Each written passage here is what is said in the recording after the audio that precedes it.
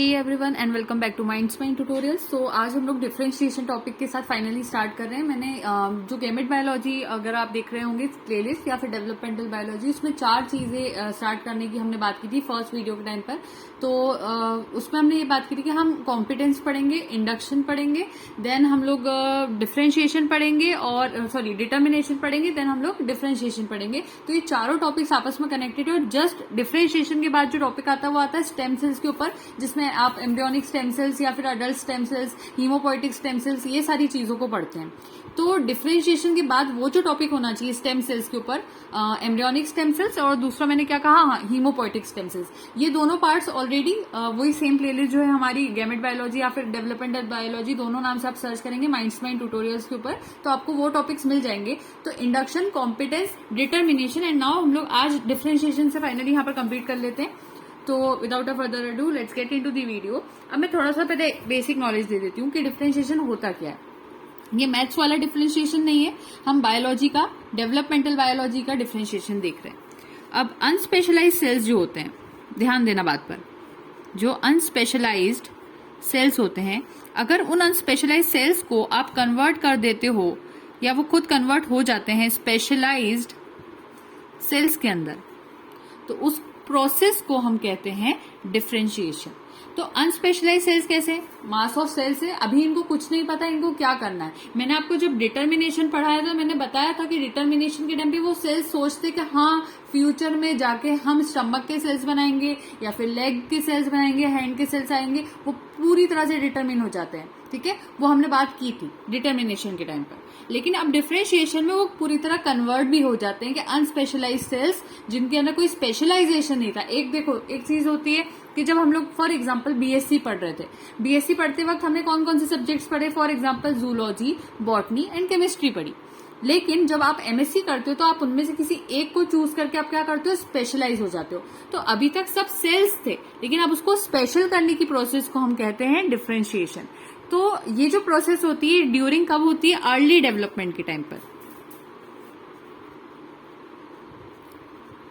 ठीक है, और ग्रोथ के टाइम पर, अर्ली डेवलपमेंट और ग्रोथ के टाइम पर होती है प्रोसेस डिफरेंशिएशन। दूसरी चीज है, इसमें होता क्या है, जो अनस्पेशलाइज्ड सेल्स है उनकी मॉर्फोलॉजी, उनका स्ट्रक्चर, उनके फंक्शन, वो सब चीजें चेंज हो जाती है। अभी वो मान लो ऐसा दिख रहा था, एक नॉर्मल से सेल की तरह दिख रहा था, अब उसकी मॉर्फोलॉजी, उसका स्ट्रक्चर, उसका काम करने का तरीका, वो सब स्पेशल हो जाएगा। और वो किस चीज में कन्वर्ट हो जाएगा, या तो वो टिश्यू के सेल्स बनाएगा, या फिर वो ऑर्गन बना लेगा, या फिर डिफरेंट फिनोटाइप्स बना लेगा, there could be many things, है ना। ये चीज हमें समझ पाती है। हमें ये मालूम है कि सेल टिश्यू बनाता है, टिश्यू से ऑर्गन बनता है, ऑर्गन से ऑर्गन सिस्टम बनता है, ऑर्गन सिस्टम से ऑर्गेनिज्म बनता है। तो ये वाले जो नॉर्मल सेल था वो एक तरह का अनस्पेशलाइज्ड सेल था, राइट। और उसको हमने स्पेशलाइज करके अब वो किसी ऑर्गेनिज्म को बना रहा है या किसी ऑर्गन सिस्टम तक पहुंच रहा है, तो इसका मतलब वो स्पेशल सेल हो गया, वो कोई नॉर्मल सेल नहीं रह गया। उसको अगर लिवर का सेल बनाना है तो अब वो लिवर का एक सेल जो होगा वो अलग तरह का होगा, स्पेशल तरह का होगा, राइट। वो किडनी वाले सेल जैसा नहीं होगा, तो वो स्पेशलाइज हो गया। इसी चीज को हम डिफरेंशिएशन कहते हैं। तो differentiation is the process in which the cell and its parts gets differentiated from each other. जो नॉर्मल सेल्स है और स्पेशलाइज्ड सेल्स अलग अलग हो सकते हैं, कोई सेल ऐसे हो सकता है, कोई सेल ऐसे हो सकता है, तो एक दूसरे से क्या हो जाते हैं, डिफरेंट हो जाते हैं और फर्स्ट स्टेजेस से ही डिफरेंट होने लग जाते हैं। तो ड्यूरिंग डेवलपमेंट जो फर्टिलाइज्ड एग होता है वो बहुत सारे सेल्स में डिवाइड करता है। ये हम समझते हैं कि स्पर्म और ओवम का फ्यूजन हुआ, जाइगोट बनाया, ये फर्टिलाइज्ड एग है जाइगोट। ठीक है, तो ये जो जाइगोट होता है ये डिवाइड करके बहुत सारे सेल्स बना लेता है, मास ऑफ सेल्स बना लेता है, बहुत सारे सेल्स बन जाते हैं। फिर ये जो सेल्स होते हैं वो डिफरेंट होते हैं शेप में, साइज में, स्ट्रक्चर में, और अलग अलग काम बांट लेते हैं कि चलो हम लोग ब्रेन वाला काम करेंगे। ठीक है, अभी साइज शेप चेंज इतना भले ही नहीं हुआ, ये ब्रेन का काम करेंगे, ये ट्रंक का काम करेंगे, ये लेग्स का काम करेंगे, मान लो इन्होंने काम डिवाइड कर लिया होता है। ठीक है, so during development fertilized egg is divided into many cells.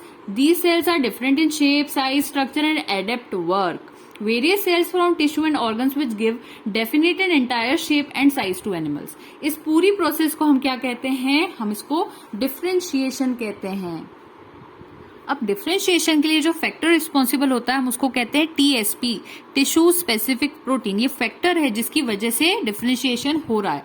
So cells of same genotype, TSP जो होता है मतलब सॉरी ये तो उसके ऊपर का एरो है, ठीक है। सेल्स ऑफ जो सेम जीनोटाइप वाले होते हैं, ऐसे सेल्स जिनके जीनोटाइप सेम होते हैं, उनके अंदर डिफरेंट फिनोटाइप हमें बनता हुआ देखने को मिलता है। तो वो किसकी वजह से होता है? टीएसपी की प्रेजेंस में होता है। तो एक तो टीएसपी का क्या काम हो गया कि वो फैक्टर है डिफरेंशिएशन का। दूसरा, जो सेल्स ऑफ सेम जीनोटाइप होते हैं वो अज्यूम करते हैं डिफरेंट फिनोटाइप को, ये भी किसकी वजह से होता है? टीएसपी की वजह से होता है। तो ये दोनों पॉइंट्स आपको यहाँ पर याद रखना है। अब बहुत एक और इंपॉर्टेंट बात बता देती हूँ, ये जो डिफरेंशिएशन हम पढ़ रहे हैं, ये डिफरेंशिएशन मेथड जो होती है वो इरिवर्सिबल होती है। कैसी होती है? इरिवर्सिबल होती है। साथ ही साथ जो भी डिफरेंशिएटेड सेल्स होंगे, इसको आप स्पेशलाइज्ड सेल्स भी कह सकते हो, ये सेल्स कभी भी ट्रांसफॉर्म नहीं हो सकते, नेवर, ठीक है। They can never be transformed into undifferentiated stem sales, ठीक है। ये पॉइंट बिल्कुल नहीं भूलना है। एक तो मैंने क्या कहा, the differentiation method is irreversible. दूसरी पॉइंट मैंने क्या कहा, डिफरेंशिएटेड सेल्स और specialised cells can never transformed into undifferentiated stem cells, कभी नहीं जा सकते। समझ में आ गई बात? तो ये आपको ये बातों को समझ में आना चाहिए। अब मैं बात करती हूँ कि डिफरेंशिएशन के कितने टाइप्स हो सकते हैं। अब देखो, एक पहले डिफरेंशिएशन की टाइप्स पढ़ने से पहले एक बात और समझो कि जो डिफरेंशिएशन की प्रोसेस होती है उसमें अगर कोई पूछे स्टेप वाइज बताओ कि कैसे डिफरेंशिएशन होता है, तो ये याद रखना, सबसे पहले इंडक्शन होता है, वो इंडक्शन के बाद कॉम्पिटेंस होता है, कॉम्पिटेंस के बाद कमिटमेंट होती है, और कमिटमेंट के बाद डिफरेंशिएशन फाइनली होता है, ठीक है। अब इसमें से मैंने चैनल के ऊपर इंडक्शन, कॉम्पिटेंस, कमिटमेंट तीनों चीजें पढ़ा रखी है डिटेल में। इस वीडियो में भी थोड़ा बहुत कमिटमेंट का बता दूंगी, लेकिन लास्ट वीडियो में ही कमिटमेंट हमने पढ़ लिया था, क्योंकि मैं एक वीडियो वाला जस्ट पहले वाला इसलिए बता देती हूँ थोड़ा सा रिवीजन भी हो जाए। बाकी मैं इंडक्शन और कॉम्पिटेंस तो बिल्कुल नहीं पढ़ा रही हूँ, और इंडक्शन को तो मैंने इतना डिटेल में और इतने अच्छे से करवाया कि जितने पॉसिबल पॉइंट्स हो सकते हैं वो सब बता दिए। तो इंडक्शन का वीडियो तो मिस करना ही नहीं है आपको। डेवलपमेंटल बायोलॉजी के आपके कंसेप्ट बहुत क्लियर होना चाहिए, इसलिए चारों लेक्चर्स आप एक के बाद एक देखेंगे। इंडक्शन, देन कॉम्पिटेंस, कॉम्पिटेंस के बाद देखना है डिटर्मिनेशन, और लास्ट में डिफरेंशिएशन। ये सब आपका होमवर्क है। प्लेलिस्ट भी मैंने बता दी, अगर नहीं मिलती है कमेंट सेक्शन में कहिएगा, मैं वहां पर आपको मेंशन कर दूंगी लिंक, और आप वहां से चेक करेंगे। और उसके बाद फिर स्टेम सेल्स के अंदर एम्ब्रियोनिक स्टेम सेल्स और हीमोपोइटिक स्टेम सेल्स, ये दोनों के भी 4 शायद लेक्चर्स है, वो भी पूरे कंप्लीट करने हैं। ये आपके होमवर्क है। तो अब ये बात हो गई यहाँ पर। तो ये करने के बाद अब मैं आपको थोड़ा सा टाइप के बारे में बता दूं, वो समझते नहीं, पहले कमिटमेंट का समझ लेते हैं, टाइप्स थोड़ा डिटेल की बात होगी। अब देखो, यहाँ पर आपको एक चीज बहुत अच्छे से समझाना जरूरी हो रही है कि इंडक्शन, कॉम्पिटेंस तो ठीक है समझ में आता है, लेकिन आप यहाँ सोचोगे मैंने यहाँ कमिटमेंट लिखा, मैंने यहाँ पर डिटर्मिनेशन क्यों नहीं लिखा? क्योंकि डिटर्मिनेशन की बात पहले मैंने डिटर्मिनेशन नाम से अगर वीडियो बनाया, तो मैं डिटर्मिनेशन यहाँ क्यों नहीं लिख रही हूँ, तो वो भी समझो। देखो, कमिटमेंट का मतलब होता है कि सेल ये डिसाइड कर लेती है। देखो, 3 तरह की लेयर्स होती है हमारे पास। कौन सी लेयर्स होती है? एक्टोडर्म होती है, मीजोडर्म होती है, और एंडोडर्म होती है। तो ये जो तीनों लेयर्स होती है ना, जब ये डिसाइड करती है कि आगे जाके इनको क्या बनाना है, कमिट कर देती है। अब तो एक्टोडर्म कहती है मान लो मुझे नर्वस सिस्टम बनाना है, मीजोडर्म कहती है चलो मुझे मसल्स बनानी, एंडोडर्म कहती है मैं तो डाइजेस्टिव ट्रैक्ट बनाऊंगी। तो ये सब चीजें क्या कर रही है? वो क्या कर रही है? कमिटमेंट कर रही है। इन दोनों की बात नहीं कर रही हूँ, कमिटमेंट की बात कर रही हूँ, ठीक है। तो ये तीनों ये काम सोचती है कि हमें ये कमिटमेंट करना है। तो जब वो कमिटमेंट कर रही होती है, इस कमिटमेंट की 2 स्टेजेस होती है। पहली स्टेज को हम कहते हैं स्पेसिफिकेशन, और जो दूसरी स्टेज होती है उसको हम कहते हैं डिटर्मिनेशन। तो डिटर्मिनेशन इसका टाइप होता है कहीं ना कहीं कमिटमेंट का, इसलिए मैंने अलग से यहाँ पर कमिटमेंट लिखा, डिटर्मिनेशन नहीं लिखा, ठीक है। तो स्पेसिफिकेशन का मतलब क्या होता है कि कैपेबल होती है जो सेल्स डिफरेंशिएटिंग की ऑटोनॉमसली। मैंने उसको पूरा डिटेल में बताया है, अभी मैं यहाँ पर पूरा सिर्फ स्पेसिफिकेशन को नहीं बताऊंगी, सिर्फ इतना याद रखना मैंने स्पेसिफिकेशन लास्ट वीडियो में ही पढ़ा दिया आपको, तो हम इसको अभी फिर से नहीं पढ़ रहे, right. So for English students, I'm just saying, अगर notes बना रहे हैं, I'm just saying the definition here for the specification first. So capable of differentiating autonomously when placed in neutral environment with respect to developmental pathway. Reversible होता है specification. Fate के ऊपर dependent होता है. Fate जो होता है, sorry, fate इसका जो dependent होता है वो surrounding के ऊपर होता है. ये बातें होती है specification की. अभी मैं specification का बता रही हूँ. Specified cell होता है एक, उसको आप transplant करोगे अगर differently specified cell में, तो जो fate होता है transplanted cells का, वो alter हो जाता है bye it's interaction with its new neighbour की स्पेसिफिकेशन में हमें देखने को मिलता है. अब मैं डिटर्मिनेशन का भी थोड़ा बता देती हूँ. तो देखो डिटर्मिनेशन में क्या होता है कि when a cell chooses a particular fate, it is said कि वो कैपेबल है अब of differentiating autonomously even when placed into another region of embryo और cluster of differently specified cells, portion of the genome and selected for expression. फिर उसके बाद ये भी इरिवर्सिबल होता है. और इसका जो फेट होता है डिटरमाइंड सेल्स का, वो does not change. State when specialised fate of a cell is fixed. और यहाँ पर एक कॉम्पिटेंट सेल डिटरमाइंड सेल में बदलता है और डिटरमाइंड सेल जो होता है वो डिफरेंशिएटेड सेल में बदलता है. तो अगर कोई सेल कॉम्पिटेंट हो रहा है तो कॉम्पिटेंट सेल को डिटरमाइंड सेल में आप बदलोगे और वो डिटरमाइंड सेल फिर जाकर डिफरेंशिएटेड सेल्स के अंदर बदल जाता है. अब स्पेसिफिकेशन के 3 टाइप्स होते हैं, autonomous, conditional, syncytial. Last lecture में बता दिया था, जस्ट फॉर द रिवीजन से एक बता रही हूँ. ऑटोनोमस में याद रखना, ये डिफरेंशिएट होते हैं विदाउट, ऑटोनॉमस की बात हो रही है, ये डिफरेंशिएट होते हैं without receiving external signals. Determinants जो होते हैं इसके, वो होते हैं ट्रांसक्रिप्शन फैक्टर्स जो कि रेगुलेट करते हैं जीन एक्सप्रेशंस को. और ऐसा कोई मैनर वहां पर देखने को मिलता है that direct cell into a particular pathway of जो भी उसका डिटर्मिनेशन होता है उसके लिए. तो ट्यूनिकेट्स का एग्जांपल आ जाता है ऑटोनॉमस स्पेसिफिकेशन में. उसके बाद कंडीशनल स्पेसिफिकेशन में क्या होता है, इसमें जो सेल्स होती है वो अचीव करती है उनका रिस्पेक्टिव जो फेट होता है, उनकी जो किस्मत होती है उसको कैसे अचीव करती है, by interacting with other cells, neighbour cells को देखकर काम करती है. उसमें कंडीशनल स्पेसिफिकेशन आ जाता है. इसमें जो फैक्टर्स होते हैं वो जक्स्ट्राक्राइन फैक्टर्स होते हैं जिसमें सेल टू सेल कॉन्टेक्ट वाला काम भी करता है. और इसमें पैराक्राइन फैक्टर्स भी होते हैं जिसमें सिक्रीटेड सिग्नल्स के बेसिस पर भी ये काम करते हैं. तो मैंने लास्ट लेक्चर में पैराक्राइन फैक्टर्स तो बता दिए थे. आज मैं जक्स्ट्रा का वर्ड यूज नया कर रही हूँ, जक्स्ट्राक्राइन फैक्टर्स और पैराक्राइन फैक्टर्स. ठीक है, तो वो दोनों कंडीशनल में आते हैं. और यहां पर मैंने ऑटोनॉमस में कौन से फैक्टर्स का है, ट्रांसक्रिप्शन फैक्टर्स का है, ट्रांसक्रिप्शन फैक्टर्स.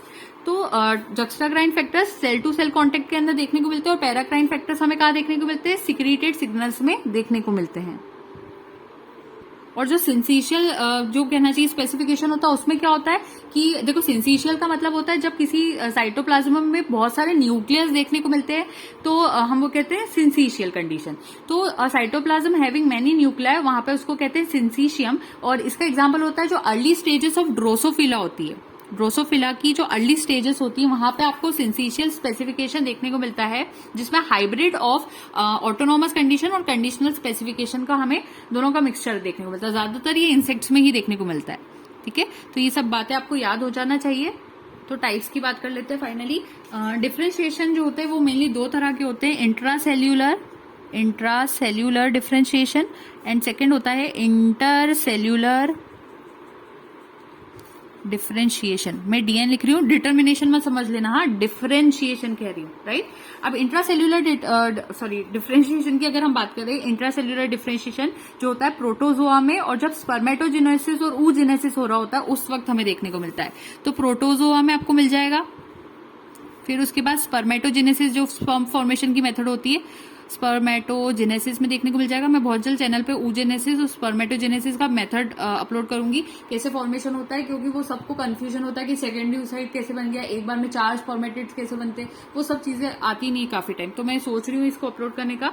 नेक्स्ट चीज होती है कि जो इंटरसेल्यूलर डिफरेंशिएशन होता है वो किस में देखने को मिलता है, तो ये मल्टी सेल्यूलर ऑर्गेनिजम्स में देखने को मिलता है. मल्टी सेल्यूलर एनिमल्स भी हो सकते हैं और वो प्लांट्स भी हो सकते हैं, एनिमल्स भी हो सकते हैं, प्लांट्स भी हो सकते हैं, उनमें देखने को मिलता है. कुछ साइंटिस्ट ऐसा कहते हैं कि जो ये इंट्रासेल्यूलर डिफरेंशिएशन होता है इसको आप नॉन सेल्यूलर डिफरेंशिएशन भी कह सकते हो, नॉन सेल्यूलर डिफरेंशिएशन भी कह सकते हो. कुछ साइंटिस्ट ऐसा कहते हैं. या फिर आप इसको साइनो डिफरेंशिएशन भी कह सकते हो, साइनो, CYNO, साइनो डिफरेंशिएशन. और जो इंटरसेल्यूलर डिफरेंशिएशन होते हैं इसको कुछ लोग कहते हैं कि सुपर सेल्यूलर डिफरेंशिएशन भी कह सकते हैं, super cellular differentiation, intercellular differentiation को, ठीक है। तो एक्चुअली जो डिफरेंशिएशन होता है वेरियस सेल्स का, टिश्यू का, ऑर्गन का, किसी भी एक सेल से बना, किसी एक सेल का टिश्यू में कन्वर्ट हो जाना बाद में जाकर या ऑर्गन में बदल जाना, ये सारी जो मेथड होती है वो सभी डिफरेंशिएशन में आती है। देयरफॉर हम ये इंक्लूड कर सकते हैं कि जितनी भी स्टेजेस होती है एम्ब्रियोजेनेसिस की जितनी भी स्टेजेस होती है, because each cell of an embryo is different from each other, तो वो उसके ओरिजिनल फॉर्म से डिफरेंट होता है, तो वो हम सारी चीजों को डिफरेंशिएशन में इंक्लूड कर सकते हैं। अब देखो, सेल डिफरेंशिएशन एक कॉम्प्लेक्स प्रोसेस होती है। ये जो प्रोसेस होती है वो रिलेटेड होती है with changes occurring in the cell से रिलेटेड है, वो समझ रहे हो आप। और इसमें वेरियस सब स्टेजेस ऑफ डेवलपमेंट इंक्लूडेड होती है हर ऑर्गेनिज्म की। इसमें एक सेल जो होता है वो चेंज होकर स्पेशल टाइप ऑफ सेल में बदल जाता है, इसी को हम डिफरेंशिएटेड सेल कहते हैं। बहुत सारे एक्सपेरिमेंट किए गए एम्ब्रियोनिक डेवलपमेंट पे, तो हमने ये कंक्लूड करा कि जो that until cell becomes more than some definite in number, differentiation process does not occur, जब तक कि कोई सेल किसी एक डेफिनेट नंबर तक नहीं पहुंच जाता। एक सेल है तो वो क्या कहीं डिफरेंशिएट होगा, तो कुछ ग्रुप ऑफ सेल्स होंगे तभी तो वो डिफरेंशिएट होंगे, तभी तो वो लिवर बना पाएंगे आगे जाकर। देखो, एक सेल को बोलोगे तुम लिवर बना के दिखाओ, डिफरेंशिएट हो जाओ, चलो लिवर बनाने के लिए, तो वो नहीं करेगा। उसको 4-5 और दिखेगा, हाँ ये भी डिफरेंशिएट हो रहा है कि ये भी लिवर बनाएगा, वो भी लिवर बनाएगा, तो वो खुद भी होगा। जैसे एक बच्चा ज्यादातर नीट के लिए प्रिपेयर नहीं करता, जब वो देखता है कि हाँ और भी बच्चे नीट के लिए अपने आप को संभाल रहे हैं कि हमें नीट का एग्जाम क्लियर करना है या सीएसआई या नेट के एग्जाम क्लियर करना है, तो वो दूसरे को देख के भी वहां पर डिफरेंशिएट होता है और बिल्कुल डिटरमाइन हो जाता है कि हाँ अब मुझे ये एग्जाम क्लियर करना है। वही चीज यहाँ पर भी होती है, ठीक है। तो differentiation process is not only a cellular event but a collective process which occurs in group of special cells, ठीक है। फिर सेल डिफरेंशिएशन जो होता है ये एक ऐसी प्रोसेस होती है जब जिस टाइम पे जो परमानेंट चेंज आ जाता है इज डेवलप्ड अमंग सेल्स। अब वो पक्के से वो काम करेंगे, ऐसे हो जाता है। ऐसा नहीं कि जब डिफरेंशिएशन का टाइम आया तो जो लिवर वाले सेल्स बोल रहे हैं नहीं यार हमसे लिवर सेल बन नहीं पा रहा है, चलो अपन तो स्टमक बना लेते हैं, ऐसा नहीं करते। अब उन्होंने ठान लिए कि हाँ हमको लिवर सेल बनाना है, तो वो लिवर सेल बनाएंगे, ठीक है। अब जितने भी हायर ऑर्गेनिज्म होते हैं डेवलप करते हैं फ्रॉम वन सेल और fertilised ovum from which develop various tissues and organs. In other word it is a process in which undifferentiated ovum itself changed into a well developed embryo. इसी को हम कहते हैं cell differentiation. कुछ नहीं है, बस थोड़ा सा एक्स्ट्रा टेक्स्ट है। और जनरली सारे जो नेसेसरी सब्सटेंसेज होते हैं अनफर्टिलाइज एग के पास रहते हैं, फीमेल ऑर्गेनिज्म ही उसको दे देता है डेवलपमेंट ऑफ एम्ब्रियो के टाइम पे। जब डेवलपमेंट होता है फर्टिलाइजेशन के टाइम पे, तो वहां पर एक small condensed mail pro nucleus वहां पर रहता है जो कि स्पर्म के अंदर ही पाया जाता है। और जब फ्यूजन होता है उसका बिग न्यूक्लियस के साथ, तो वो वहां पर देखने को मिलता है। जब डिवीजन होने लगते हैं तो वहां पे जो डिवीजन एक के बाद एक होते हैं वहां पर क्लीवेज की प्रोसेस होती है। और नॉर्मल सेल डिवीजन से अलग होता है क्लीवेज यहाँ पर, क्योंकि नॉर्मल सेल डिवीजन में एक जैसे सेल बार बार बनेंगे, लेकिन क्लीवेज में एक पर्टिकुलर पैटर्न को फॉलो किया जाता है। मॉर्यूला, ब्लास्टुला, गैस्ट्रुला, ये सब स्टेजेस भी आती है, तो क्लीवेज बहुत सही होता है, ठीक है। और क्या कहा हमने, तो सेल जो होता है वो बॉल लाइक स्ट्रक्चर बनाता है, इसको कहते हैं ब्लास्टुला। इस टाइम पे differentiation of tissue up to this stage नहीं होता है। इस टाइम तक देखो, जब तक ब्लास्टुला की स्टेज आती है ना, तब तक कोई डिफरेंशिएशन वहां नहीं होता है, क्योंकि वो अभी इतने सेल्स ही नहीं बने कि वो डिफरेंशिएट हो जाए या वो ठान ले कि हाँ आगे जाके उनको क्या करना है। तो ब्लास्टुला की स्टेज के टाइम नहीं होता। फिर थोड़ा सा मूवमेंट और इन्वेजिनेशन होने लगता है इस ब्लास्टुला में, आपको पता ही होगा स्ट्रक्चर कैसा होता है। तो वहां गैस्ट्रुलेशन की प्रोसेस शुरू होती है। अब जब गैस्ट्रुलेशन की प्रोसेस होती है, जब गैस्ट्रुला की प्रोसेस एंड आने लगता है, उस प्रोसेस पे ये देखने को मिलता है कि पहला सेल क्लीवेज यहाँ पर अपीयर करता है और ये प्रोसेस यहाँ पर कंप्लीट होती है ना very short period of time. अब जब ये जो प्रोसेस होती है इसके बाद चेंजेस और differentiation in shape, functions of cell आने लगते हैं, इसी को हम कहते हैं सेल डिफरेंशिएशन। अब यहाँ पे आपके पास एक डायग्राम है सेल्यूलर डिफरेंशिएशन इन जीनोपस देखने के लिए। देखो यहाँ पर अनफर्टिलाइज्ड एग है, यहाँ फर्टिलाइज्ड एग है, फिर उसके बाद ब्लास्टुला आया, गैस्ट्रुलेशन आया, उसके बाद वो शुरुआत करेगा कुछ डिफरेंशिएशन करने की। फ्रॉग जो कि साउथ अफ्रीका में पाया जाता है, cell differentiation, blood, nervous system, eye muscles, ये स्टार्ट होता है आफ्टर 72 आवर्स ऑफ फर्टिलाइजेशन। यानी जब 72 को शायद 72 बोलते हैं हिंदी में आई थिंक, तो जब 72 आवर्स हो जाते हैं फर्टिलाइजेशन के बाद, तो उसके बाद वहां पर डिफरेंशिएशन का प्रोसेस शुरू होता है टेडपोल ऑफ जीनोपस लेविस के अंदर। समझ में आ गई बात। अब बता देती हूँ आपको प्रॉपर्टीज ऑफ सेल डिफरेंशिएशन। क्या प्रॉपर्टीज होती है सेल डिफरेंशिएशन की? पहली प्रॉपर्टी होती है परसिस्टेंस। दूसरी प्रॉपर्टी होती है स्टेबिलिटी। ठीक है। परसिस्टेंस, अब ये मेन कैरेक्टर्स होते हैं ये दोनों, हाँ, सेल डिफरेंशिएशन के। परसिस्टेंस में क्या होता है, जो सेल डिफरेंशिएशन प्रोसेस होती है can be induced by various stimuli once it is established. यानी कि परसिस्टेंस कहता है कि जब सेल डिफरेंशिएशन हो रहा होता है, सेल डिफरेंशिएशन जब हो रहा होता है तो इस प्रोसेस को आप इंड्यूस करवा सकते हो, यानी करवा सकते हो अलग अलग स्टिमुलाई की तरह। वंस इट इज जैसे ही सेल डिफरेंशिएशन शुरू हो गया मान लो, तो आप जैसे चाहो इंडक्शन करवाओ, इंड्यूस करवाओ, और वो सेल डिफरेंशिएशन वहां पर क्या होगा, होता रहेगा। So cell differentiation process can be induced by various stimuli once it is established. Stability की बात करते हैं, जैसे ही डिफरेंशिएशन डेवलप होता है इनटू सेल, तो वो स्टेबलाइज हो जाता है परमानेंटली। जैसे कि जो नर्व सेल होते हैं, जैसे ही वो नर्व सेल हल्के से बनने लगे तो वो वैसे ही रहेंगे through out the life span. ऐसा नहीं होता कि नर्व सेल एक बार नर्व सेल बन गया, बाद में वो थोड़े टाइम बाद बच्चा 4-5 साल का हुआ तो नर्व सेल सोचेगा अब नर्व सेल करने में मजा नहीं आ रहा है, नर्वस सिस्टम करने में मजा नहीं आ रहा है, चलो नर्व सेल होकर अब हम लोग जाते हैं और मसल्स बना लेते हैं। ऐसा नहीं होगा। एक बार उसने सोच लिया नर्व सेल ने कि वो नर्व सेल बना रहा है, तो वो स्टेबल रहेगा, नर्व सेल बनकर ही रहेगा। ठीक है। So once differentiation is developed into the cell, it stabilises permanently. Example, जो नर्व सेल होता है once formed remains as such throughout the life span. ठीक है, ये बात समझ में आती है। अब मैं आपको टाइप्स ऑफ डिफरेंशिएशन बता देती हूँ थोड़े से और। अभी मैंने आपको जो बताए थे वो तो थे ही, इसके अलावा और भी टाइप्स होते हैं, वो एक्स्ट्रा वाले। सो जो डिफरेंशिएटेड सेल्स होते हैं वो एग्जिबिट करते हैं special characters, shape, size, structure, chemical nature और उसके बिहेवियर पे। तो on the basis of origin, ठीक है, ओरिजिन ऑफ ये जो डिफरेंसेस होते हैं सेल्स के, डिफरेंशिएशन मेथड होती है, उसके बेसिस पर अब हम डिफरेंशिएशन के टाइप्स देख रहे हैं। पहला होता है फिजियोलॉजिकल डिफरेंशिएशन। फिजियोलॉजिकल डिफरेंशिएशन में क्या होता है, एक मिनट, ठीक है, थोड़ा सा इसको एडजस्ट कर लूं। फिजियोलॉजिकल डिफरेंशिएशन में क्या होता है कि इस डिफरेंशिएशन में जो यहाँ पर जो डिफरेंशिएशन होता है is present in the physiology of cell. ठीक है, जो फिजियोलॉजी ऑफ सेल होगी उसके ऊपर वहां डिफरेंशिएशन अगर हो रहा है तो उसको बोलते हैं फिजियोलॉजिकल डिफरेंशिएशन। सेकेंड होता है मॉर्फोलॉजिकल डिफरेंशिएशन।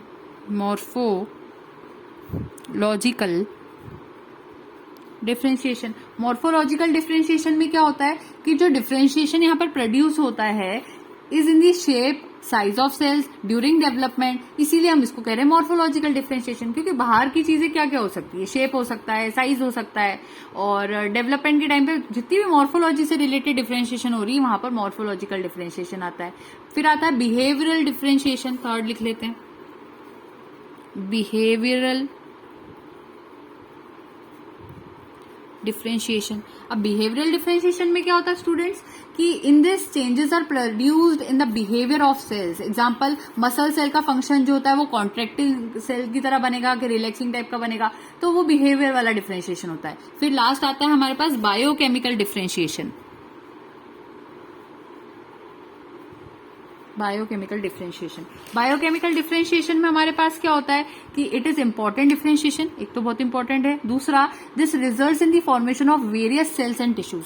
अलग अलग सेल टिश्यू कैसे बनना है वो सब डिपेंड करता है। तो टाइप्स ऑफ डिफरेंशिएशन मैंने क्या बताया, differentiated sales exhibit special characters in shape, size, structure, chemical nature and in behaviour. उसके बेसिस पर हमने ये 4 टाइप्स देखे। अब लेवल्स ऑफ डिफरेंशिएशन आ जाता है, फाइनल आ जाता है लेवल्स ऑफ डिफरेंशिएशन। जो प्रोटीन्स और एंजाइम्स होते हैं डिफरेंशिएशन सिस्टम के, उसको आप 3 तरह के ग्रुप्स में डिवाइड कर सकते हैं। पहला होता है on the basis of basic structure and metabolic pathway in entire cell. दूसरा होता है presence of secondary metabolic pathway in many tissue cells. और तीसरा होता है characteristic cellular functions present in the special type of cell. तो देखो, protein और एंजाइम जो हो गए डिफरेंशिएशन सिस्टम में, ये तो है पक्के से होंगे सही, लेकिन वो प्रोटीन एंजाइम कौन से ग्रुप में हो सकते हैं? एक होता है बेसिक स्ट्रक्चर वाला प्रोटीन का मेटाबॉलिक पाथवे वाला, एक हो सकता है सेकेंडरी मेटाबॉलिक पाथवे वाले टिश्यू सेल्स, और कुछ हो सकते हैं सेल्यूलर फंक्शन वाले। तो उनके बेसिस पर लेवल्स अलग होते हैं। ठीक है, तो कंसंट्रेशन जो प्रोटीन का होता है वो डिफरेंट होता है हर तरह के ग्रुप्स में। आप प्रेजेंस पहले नंबर वाले में प्रोटीन देखोगे तो उसका कंसंट्रेशन अलग होगा, ये दूसरी वाली कैटेगरी का अलग होगा, तीसरी कैटेगरी का अलग होगा डिफरेंशिएशन में। तो तो from this it is clear that the whole process is the total result of activity of gene process. जब जीन प्रोसेस की एक्टिविटी हो जाती है उसके बाद हमें यहाँ पर टोटल रिजल्ट देखने को मिलता है। 1967 में रटियर ने, वेसल्स ने और कुछ और साइंटिस्ट ने ये वर्क किया कि एक्सोक्राइन और एंडोक्राइन सेल्स जो होते हैं पेनक्रियास के, एक ग्रोइंग रैट लिया उन्होंने और उसका जो पेनक्रियास था उसको देखा, तो वहां ये पाया गया कि 4 तरह की डिफरेंशिएटेड लेयर्स देखने को मिली सेल्स की। और उनको उन्होंने कैसे डिस्क्राइब करा, एक का नाम रखा अनडिफरेंशिएटेड स्टेट, दूसरे का नाम रखा प्रोटो डिफरेंशिएटेड स्टेट और तीसरी का नाम रखा डिफरेंशिएटेड स्टेट और चौथी का नाम रखा मॉड्यूलेशन। 4 स्टेट्स उन्होंने बताई कि उस पेनक्रियास में 4 तरह का डिफरेंशिएशन एट द मोमेंट चल रहा था रेट के अंदर। और उसका एक उन्होंने ग्राफ भी हमें शो करा, देखो ये ग्राफ शो करा, ठीक है। यहाँ पर डेवलपमेंट इंक्रीमेंट था और इस तरफ डिफरेंशिएटिंग कैरेक्टर था और यहाँ पर अनडिफरेंशिएटेड स्टेट बताई, प्राइमरी, सेकेंडरी, टर्शरी, इस टाइप से हमें शो की गई। फर्स्ट चेंज जो था वो सेल चेंज में था और in the pancreatic characters of undifferentiated cells में था। Pancreatic protein is present before histogenesis which shows the entire gene becomes active during the stage, ठीक है। उन्होंने क्या कहा कि जो पहला चेंज होता है सेल चेंज के अंदर वो पैनक्रियाटिक कैरेक्टर्स वाला ही होता है, ठीक है। जो अनडिफरेंशिएटेड सेल्स होते हैं, देखो अनडिफरेंशिएटेड सेल्स ही तो स्पेशलाइज्ड सेल्स में कन्वर्ट हो गए, डिफरेंशिएटेड सेल्स में कन्वर्ट हो गए। तो उन्होंने ये पाया कि अभी जब शुरुआत नहीं हुई है डिफरेंशिएशन की और अनडिफरेंशिएटेड सेल्स थे, उस टाइम पर भी उन सेल्स में थोड़े बहुत पैनक्रियाटिक कैरेक्टर देखने को मिल रहा था, यानी कि वहां पर एक पैनक्रियाटिक प्रोटीन था जो कि हिस्टोजेनेसिस से पहले ही वहां पर पाया जा रहा था और वो शो कर रहा था कि जो एंटायर जीन होगा वो इस टाइम पर पूरे टाइम पर एक्टिव रहा होगा ड्यूरिंग दिस स्टेज, क्योंकि यही वो वहां पर प्रोटीन होगा जो कि आगे जाकर यहाँ पर डिफरेंशिएशन को करवाएगा। Second change include changes from proto differentiated state into differentiated state. देखो अब अनडिफरेंशिएटेड के बाद प्रोटो वाली कंडीशन आती है, पूरी तरह से वो सेल अभी डिफरेंशिएटेड नहीं हुआ। हमने शुरुआत में डेफिनेशन में क्या बात की थी कि जो अनडिफरेंशिएटेड सेल्स होते हैं वही डिफरेंशिएटेड सेल्स बनाते हैं, लेकिन उसके बीच में भी एक स्टेज होती है जिसको हम प्रोटो डिफरेंशिएटेड स्टेट कहते हैं। तो ये भी एक तरह की एक्टिव स्टेज होती है। इस टाइम पर प्रोलिफरेशन इन सेल टेक्स प्लेस, यानी सेल का नंबर एकदम से बढ़ने लगता है, न्यूमरस अमाउंट में सेल बढ़ते जाते हैं। After some time proliferation in the cell stop करता है और फिर वो डिफरेंशिएशन के लिए फाइनली प्रिपेयर करने लगता है। इस स्टेज को हम कहते हैं सेकेंड रेगुलेटरी प्रोसेस और इसको आइडेंटिफाई करने के लिए हम सिंथेसिस ऑफ राइबोसोमल आरएनए करते हैं।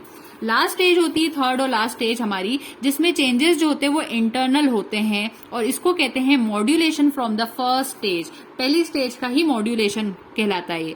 ये लास्ट डिफरेंशिएशन स्टेज होती है और ये according to the external cellular change differentiation होती है। इसमें हार्मोन्स और मेटाबोलाइट्स आ जाते हैं एटसेट्रा। सो फाइनली अब हमारा ये जो डिफरेंशिएशन टॉपिक है वो भी यहाँ पर कंप्लीट हो जाता है। लेकिन इसकी बात मैं आपको आज बता दूं कि यहाँ पर थोड़ा बहुत पोटेंसी का भी कंसेप्ट अगर आप ऐड कर देंगे ना, अगर एग्जाम में आपसे क्वेश्चन आ जाता है डिटर्मिनेशन डिफरेंशिएशन के ऊपर, तो पोटेंसी जिसमें मैंने आपको पढ़ाया था ना यूनिपोटेंट सेल्स, मल्टीपोटेंट और ऐसे वाली पूरी जो डेफिनेशन वो सब मैंने स्टेम सेल्स के टाइम पे बताई थी, वो चीजें भी अगर थोड़ी सी ऐड कर दोगे ना आप स्टेम सेल्स का, तो आपको मार्क्स और अच्छे से मिल जाएंगे। तो यही था सब कुछ डिफरेंशिएशन टॉपिक में।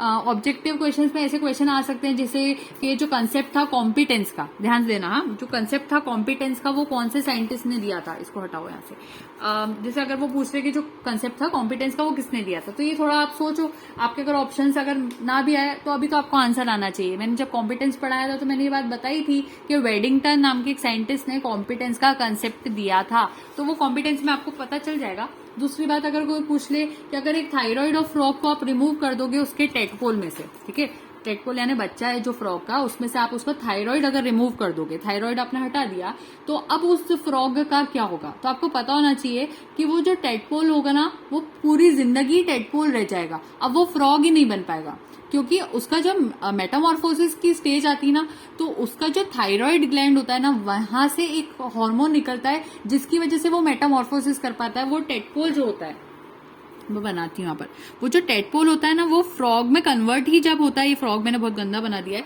बट स्टिल फ्रॉग समझ लो उसको, तो टेडपोल फ्रॉग में कन्वर्ट ही क्यों होता है, जो एक थायराइड ग्लैंड होता है, थायराइड ग्लैंड एक तरह का हार्मोन सिक्रीट करता है, उसकी वजह से ही इसका मेटामॉर्फोसिस हो पाता है। और अगर आपने उस टेडपोल में से थायराइड ग्लैंड ही हटा दिया तो मेटामॉर्फोसिस तो हो ही नहीं पाएगा, इसलिए वो फ्रॉग भी वहां पर नहीं बन पाएगा। तो it will remain tadpole through out the life. ठीक है। अब दूसरी प्रोसेस, अगर ऐसा क्वेश्चन आ सकता है कि जो डिफरेंशिएशन की प्रोसेस होती है वो डिफरेंशिएशन प्रोसेस कैसी होती है, तो याद रखना वो इरिवर्सिबल होती है। तो यहाँ पर आपका पूरा डिफरेंशिएशन टॉपिक कंप्लीट हो जाता है। Thank you so much and don't forget to like, share and subscribe. Happy learning.